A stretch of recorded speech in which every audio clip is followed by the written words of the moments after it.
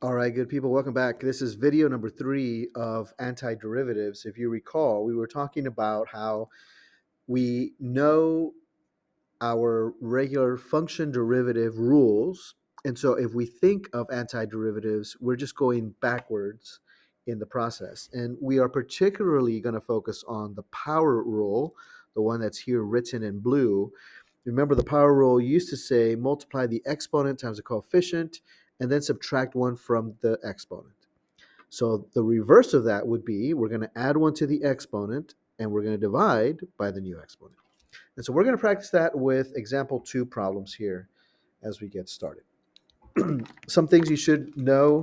The constant multiple rule that we used to apply in differentiation is also applicable in integration or anti-differentiation. That is to say, I can take out that 5 from the integral if it's a constant, do the integral, and then multiply it back in. If you want to do that to make your integrand a little bit more cleaner to work with.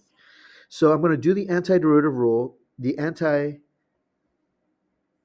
rule to find the antiderivative of x to the third.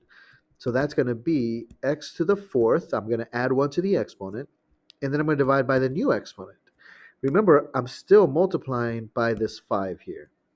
And so my final answer, well, here I'll do it under. My final answer would be 5/4 x to the fourth. But remember, every time we take an antiderivative, we always have to include the plus c because it could include a constant and that derivative would still be 5x to the third. That is my antiderivative. It's pretty straightforward. So let's try it again. Letter B, I have a constant, so I'm going to pull it out of the integrand. So I'm going to put it in front of the integral symbol. And then I'm going to do the anti-power rule. I'm going to take my exponent. I'm going to add 1 to the exponent, divide by the new exponent. Remember, I'm still multiplying by that constant in the front.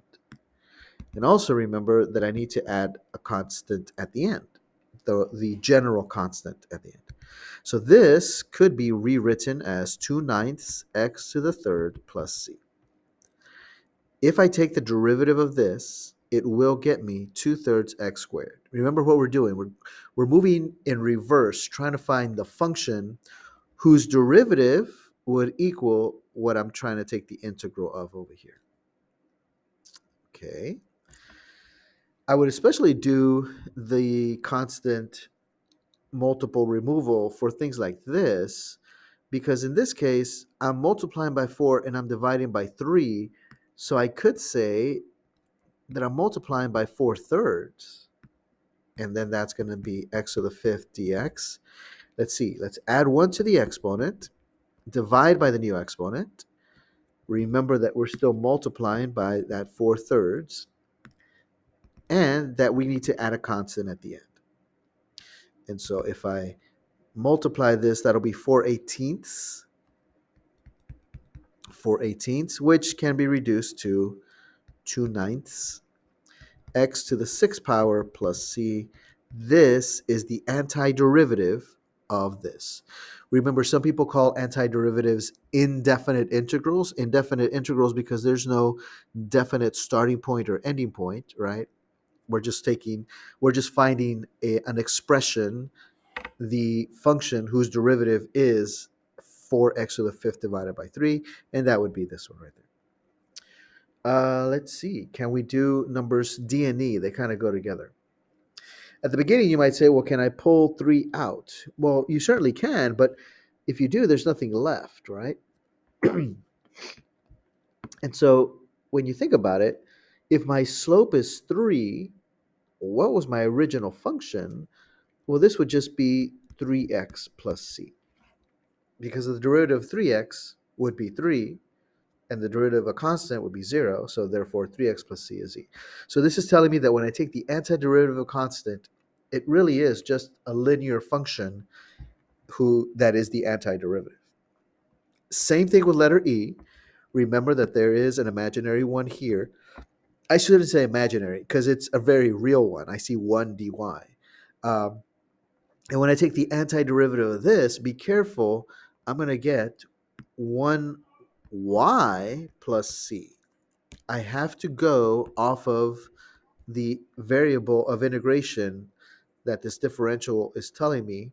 It's telling me everything is in terms of y. Okay, so it's not 1x plus c, it's 1y plus c, because that is the integral variable.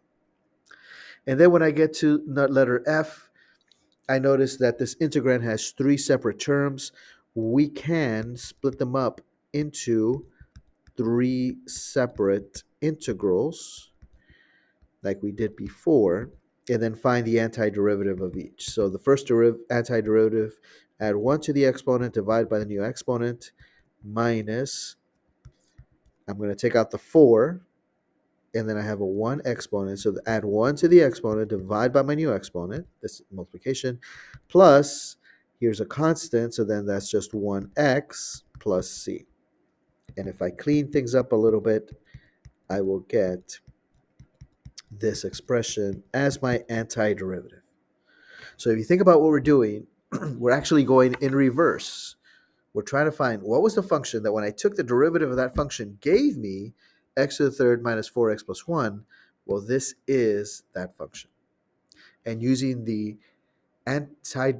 derivative rules in reverse that we used in the fall semester, if we just put them in reverse, most of the time we can get a good feel for the antiderivative.